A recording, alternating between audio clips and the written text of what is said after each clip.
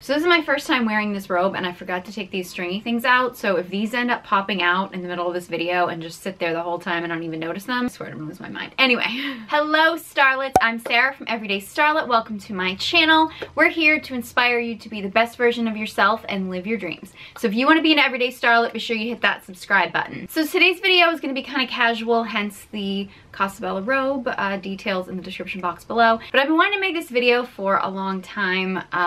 Hopefully it won't get emotional, but I want to talk about divorce and or heartbreak in general.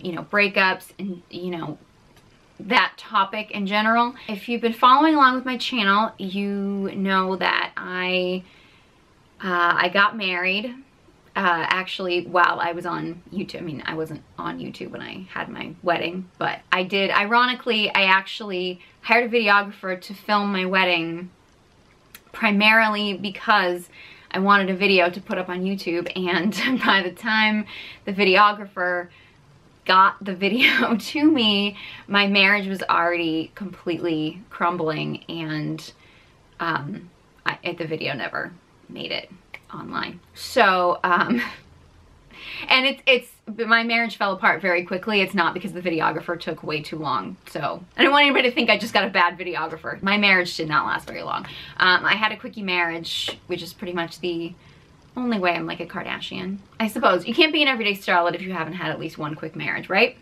Right. And yes, I can laugh about it now. I also spent 10 years as a stand-up comedian, so I laugh through my pain. So if I seem very cavalier or laugh about it, humor. That's a way to get through a divorce or breakup. I really want to sit down and make a video and talk to you about some of the things that I've done that have helped me get through going through my divorce, and hopefully you can take away some of those things. Maybe some of them might help you, maybe some of them aren't right for you, but I wanted to sit down and talk about it. I realize this is gonna be rambly, and I feel like some people love my rambly videos and some people hate my rambly videos. Warning, I'm probably gonna ramble. I'm gonna try to keep it focused, but I am probably gonna ramble, and I am gonna use my hands a lot. I know people complain about that too, but you know what? My 2020 New Year's resolution is to not get distracted by the opinions of people who just don't matter. So if you don't like me, then you really just don't matter, because you're not a fan of mine. So, you know, what are you doing here? You just here to hate? There's probably better things you could do with your time than to just be here and hate on me. So basically the backstory, my marriage lasted 1.5 years, and then we separated, and we were going through the divorce process for about 2 years. So the divorce process lasted longer than the marriage.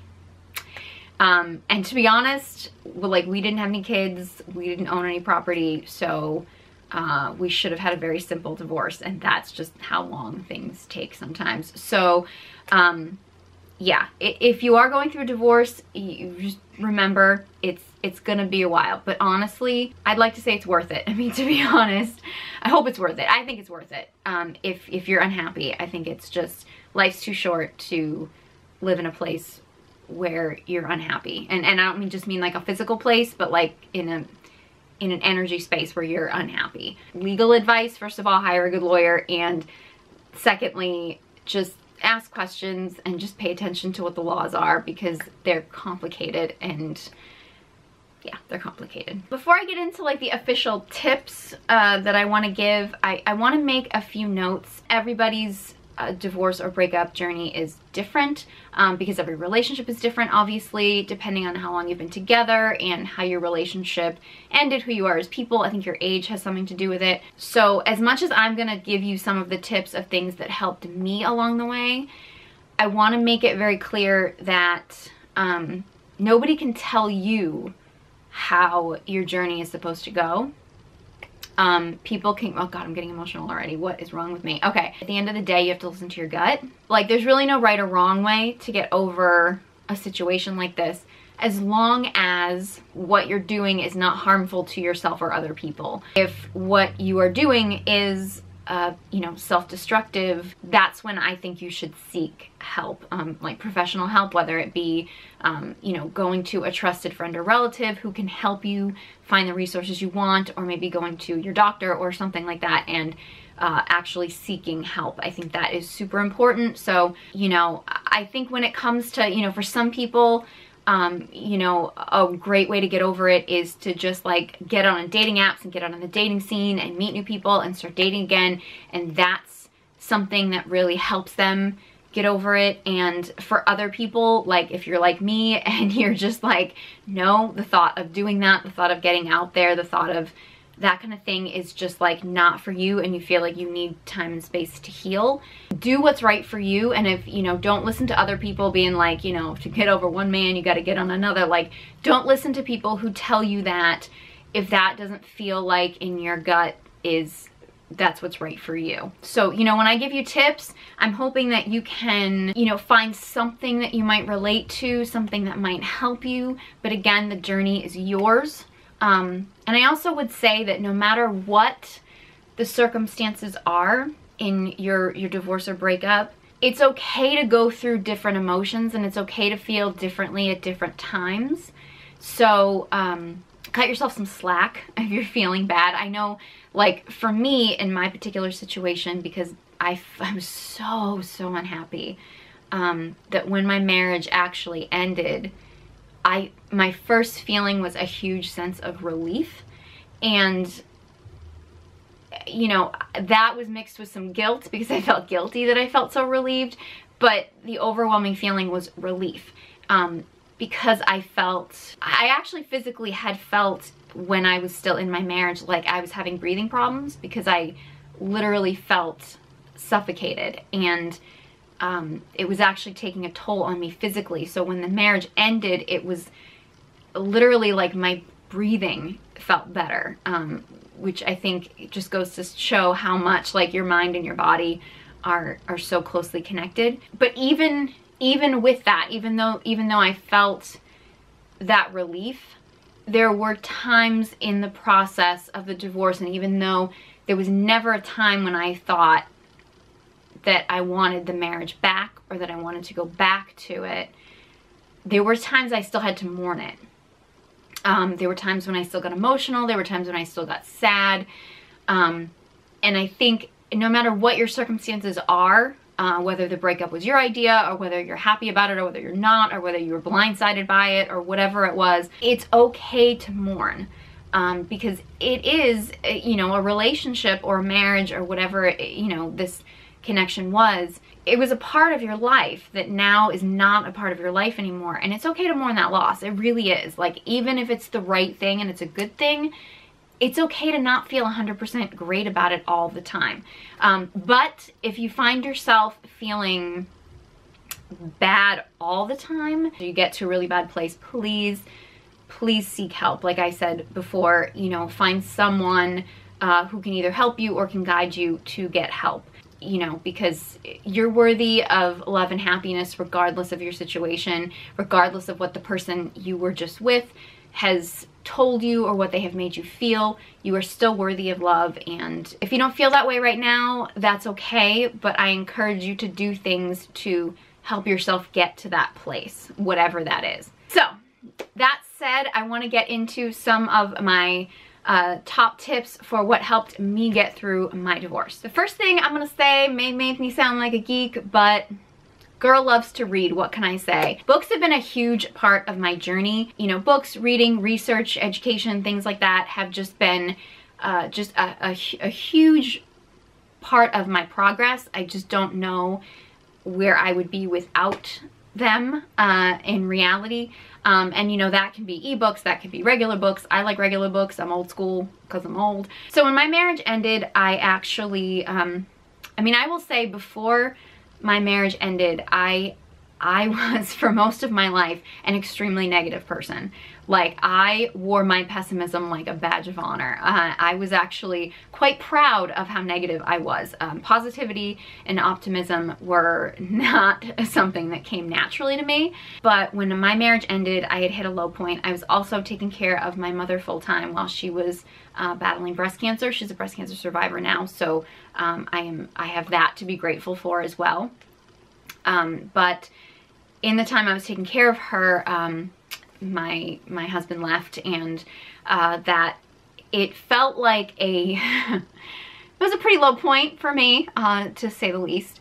And I felt really lost and confused, and I think I hit a point where I told myself, especially because so much of my life I've struggled with anxiety and depression, and I think it got me to a point where I said, if I don't find a way to be positive, I don't know if I'm gonna make it through this. So that got really deep, but I just started picking up any self-help book about positive thinking, you know, optimism, of, you know, anything that I could possibly find to latch onto, because I just didn't know where to begin. One thing I did do, which isn't really book related, but it's kind of related to reading, was I started really starting to follow people on social media, whether it be YouTube or Instagram or anything, who were also positive people, so that I could try to find some role models, which I think is good, because I think that kind of positivity trend kind of caught on around that same time, so it worked out really well for me. So like I said, I started reaching for like any self-help book I could find, and I think I gained a little bit of something from everything, but I want to highlight a couple that really, really changed things for me. The first one, which kind of was one, it's gonna be an odd choice, I know, but it's kind of the one that really kicked off the journey, because I was also really trying to focus on my health and fitness at that point. So that's kind of the reason I picked up this book. But I'm telling you, if you're going through a divorce, because nobody knows about breakups more than Khloe Kardashian, and her book Strong Looks Better Naked, it's not just a health and fitness book, which she does give some tips about like how she fell in love with fitness and how she started eating healthier and things like that. But Khloe is a very positive person, which really kind of, I feel like, you know, I don't know, Kardashians are like love them or hate them, I realize that. But this book, it sort of kicked off my feeling like I wanted to explore more positivity. So I have to give it a shout out, because I really feel like this was a game changer when I read it. I just felt so connected to it at the time. Okay, the next book that really, really changed the game for me was The Magic. It's 28 days basically to finding the magic. It's related to The Secret, which I actually hadn't read, and I hadn't watched the movie or anything like that. So I went into this not really knowing anything about it. This whole book really focuses on gratitude and finding your gratitude, and that was not something that came naturally to me.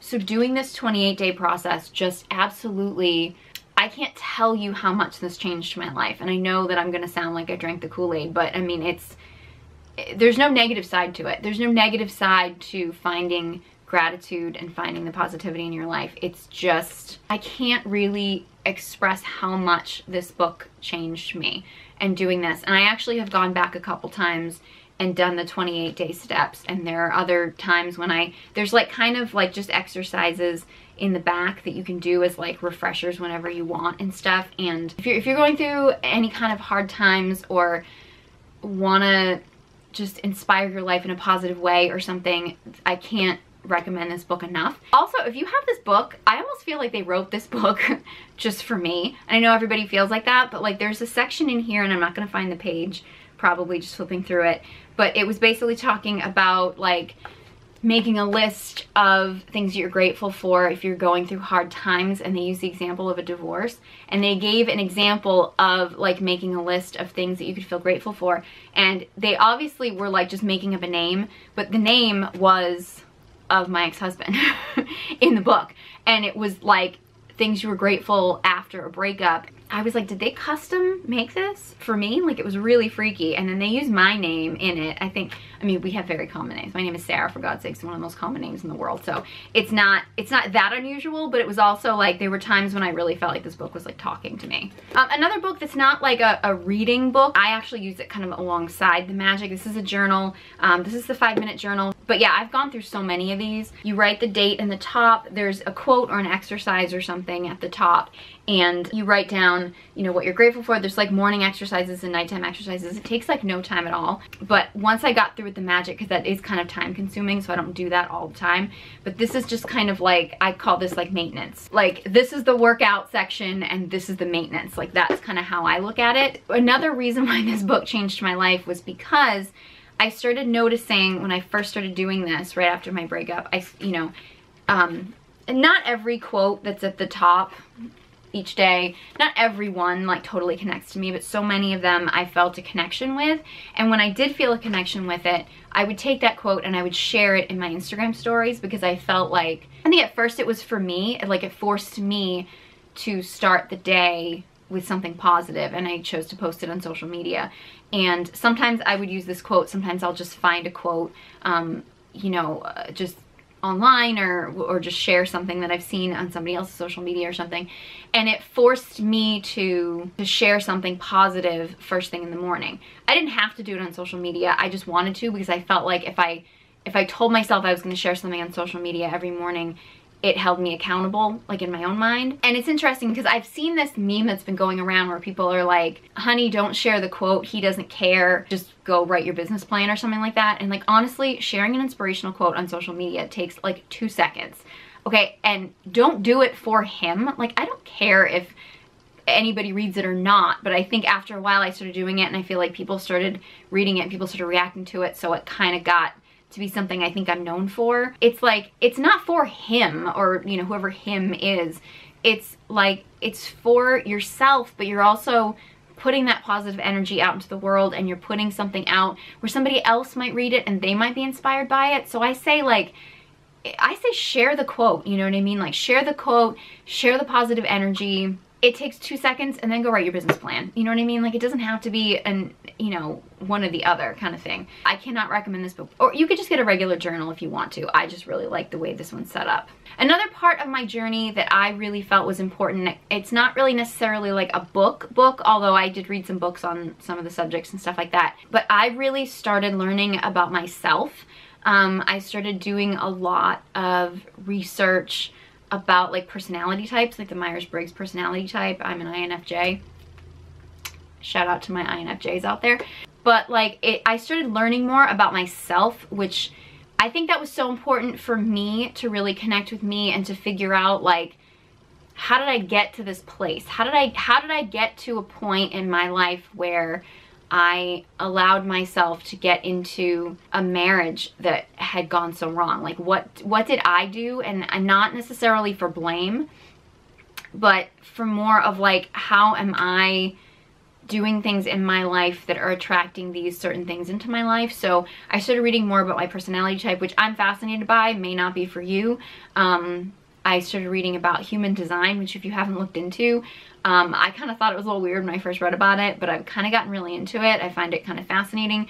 Those are kind of things that really worked for me. I started reading more about crystals because, you know, hey, self-healing and jewelry. This is actually a rose quartz necklace, which is supposed to be for your heart chakra. Believe it or not, that's totally up to you, but it's pretty and it's jewelry, and you know, it makes me, wearing it around my neck, like close to my heart, makes me, like when I see it, it's like a little reminder to still believe in love. It's like research and things like that that got me really excited about myself and learning about myself, and that for me was a big part of healing. But for me, going in this process and learning more about myself and really trying to understand my patterns, I kind of came to the conclusion that I am sort of a narcissist magnet. And I'm not going to get into a whole bunch of stuff about narcissism, but I did read some stuff about it. I found a really great YouTube channel that talks about narcissism and healing from narcissistic abuse and stuff, and I'll link them below because I think it's actually a really great channel. And through that channel I actually found this book, which has helped me a lot. It is Healing from Hidden Abuse, A Journey Through the Stages of Recovery from Psychological Abuse.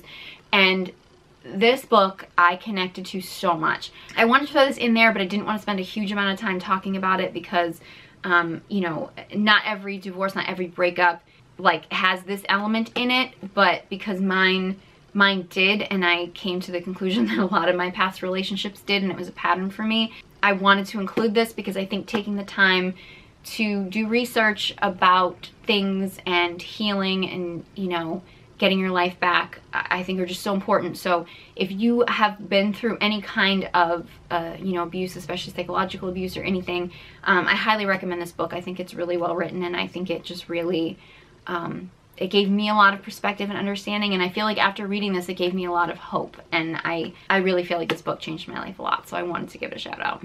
Another thing that I want to talk about is changing your space. Now, not everybody has the luxury, obviously, of moving to a new place.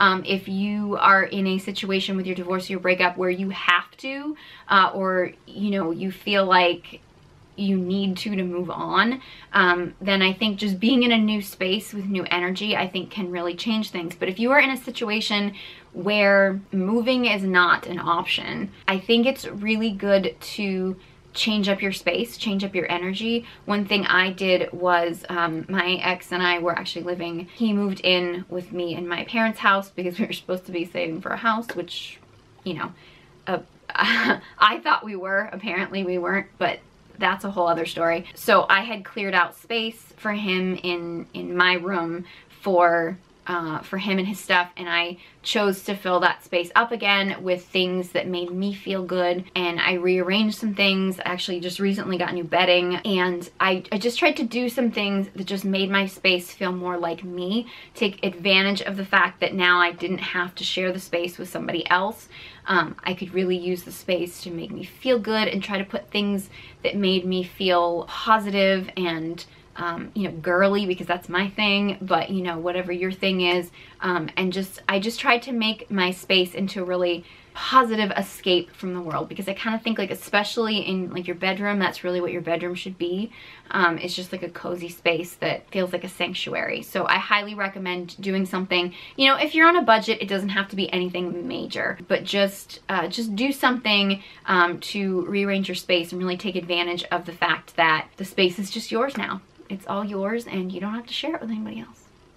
Okay, the next thing I know is something that everybody says in a breakup, but I really mean it. It is self-care. And I really don't think that you can have self-love without self-care, and I think self-love is really the key to everything. So that's why I would highly recommend focusing on self-care. And when I say that, that can mean anything. Like, that can mean whatever it needs to mean for you. Is that therapy?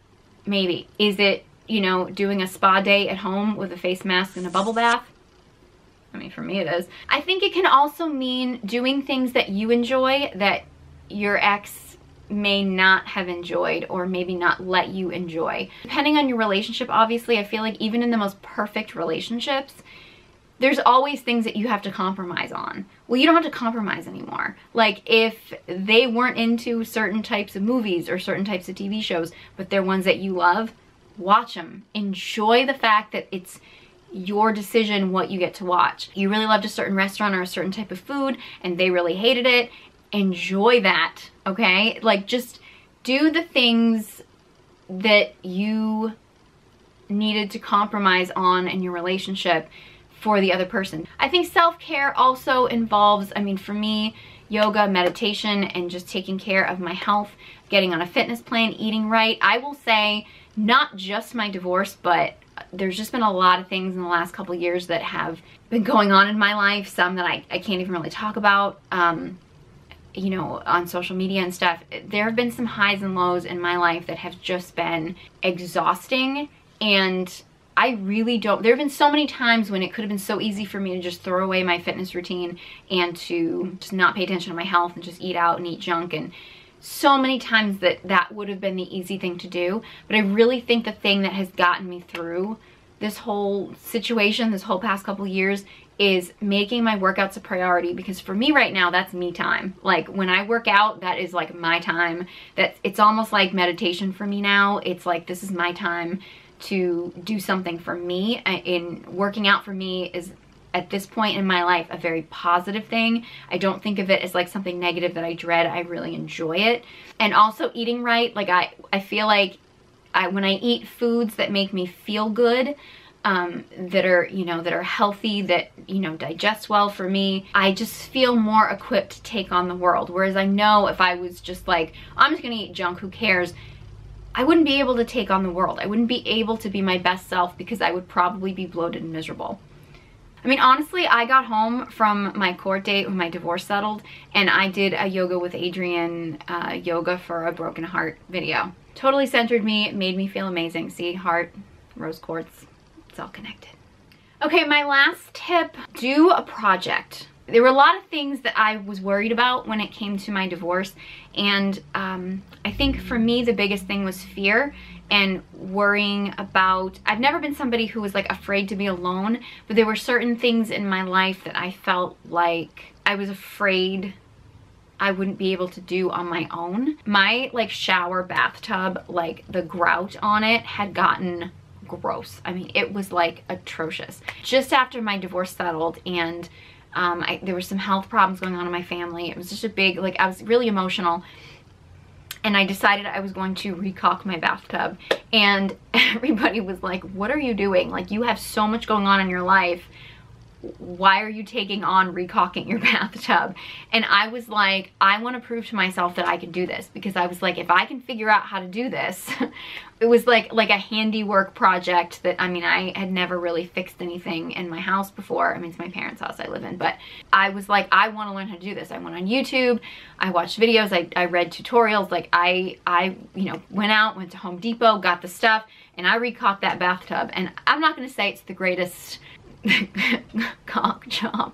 I don't know. Anyway, no, that's just, it's too easy. It's too easy to make those kind of jokes. I'm gonna aim higher. I'm a professional comedian. I should know better. I did it myself. And it was like this huge sense of, I'm gonna be okay. Like, if I need to figure out how to do something, I can figure out how to do it. And that really changed the game for me. It really did. And I know that that stuff doesn't seem like it's a huge deal in the long run, but I think especially if you're somebody who is, if an aspect of your breakup is you being afraid of not being able to go it alone, doing things like little things like that that prove to yourself that you're strong and that you're smart and that you can do anything. And to be honest with you, I'm gonna get emotional when I say this, but it was after recaulking the bathtub and figuring out how to do that myself and getting that done, I had an epiphany that, you know, my whole life people had been telling me that my standards were too high. And I would always settle in relationships because people told me my standards were just, were too high, and that I couldn't have somebody that, like, I couldn't have the person that I wanted in my life because he didn't exist. And it was in that moment that I realized that my standards were not too high, that I'm pretty awesome and I deserve somebody just as awesome. And I think, God, this is over a bathtub, my God, but like, it's just, doing those things really makes you, it makes you realize your strength. And I think it makes you realize that if you're that strong a person, you deserve somebody just as strong. And that realization is everything. It's just, it's so important. And that's why I come back to the whole idea of self-love and loving yourself, to know that you deserve love and happiness in your life, whether the person you were with believed that you did or not, whether they spent your whole relationship convincing you that you weren't good enough or you weren't enough. You are, and you deserve love and happiness. And yeah, so now that I've gotten all emotional, I really hope that you got something out of this. I really wanted this to be more of like a happy, fun-loving video, and I know I have talked for so long and this video is going to be so long, and I apologize. But I really hope that you got something out of this, and I really hope that my pain can help you heal from yours. I mentioned gratitude before. As difficult as it is for me to look back and say I'm glad my marriage happened, because it was a lot to deal with, I wouldn't be the person I am today without going through that. even the low points, I think they brought me to where I am. And going through everything that I went through, and I think going through that low point, and it was throwing myself into social media to sort of distract myself.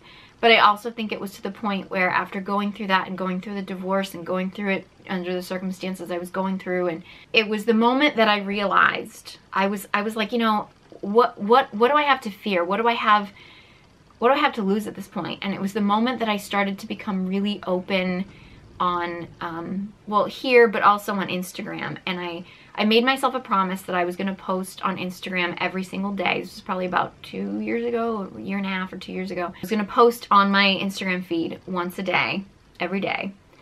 I've done that since I started. I've never missed a day. And even when Instagram had some glitches and was trying not to let me post, I managed to get a post up every day.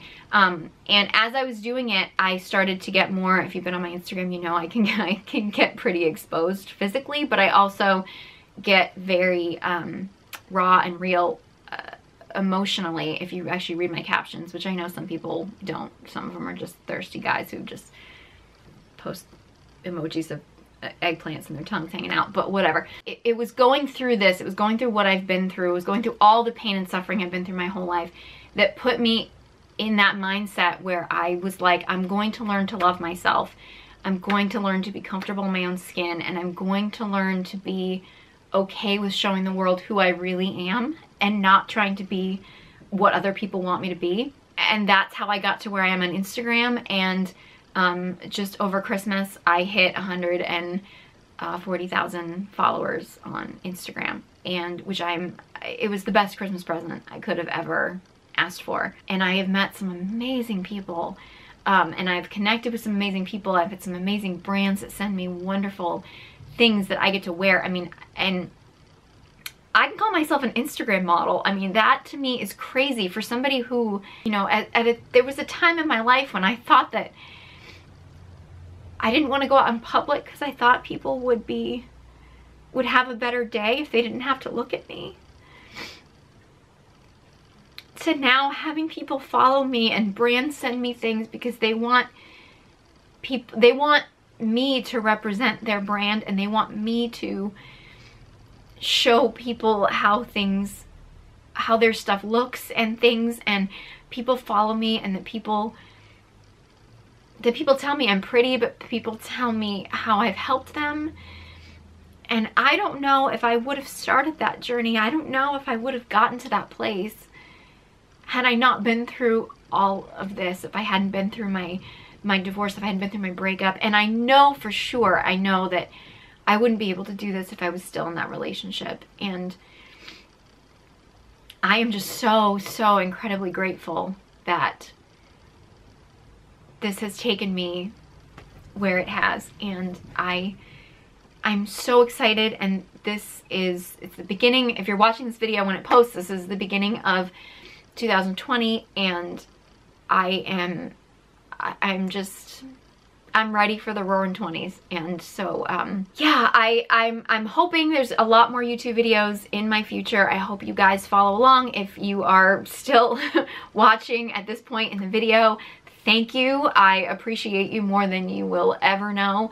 I'm gonna leave details of some of the things that I mentioned in the description box below if you want to check out anything.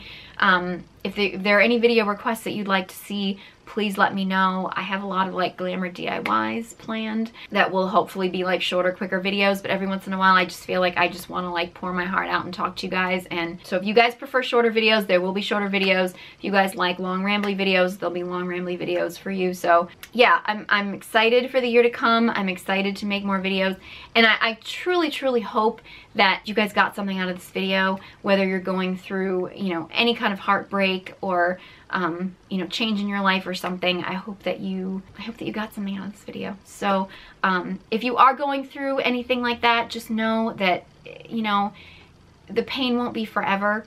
You know, you will get through this. You are worthy, you are enough, and you are not alone. You are not the only person going through this at all. We all go through heartbreak. We all go through ups and downs in our life, and but loving yourself is just the most important thing. And if you don't feel like you love yourself now, there is no better day to start than today. So whatever you need to do to get yourself to that place, do it, because it is so worth it. So thank you guys so much for watching. I appreciate every single one of you. If you want to be an everyday starlet, be sure you hit that subscribe button. Wishing you all a wonderful, wonderful 2020, and I hope you join me next time.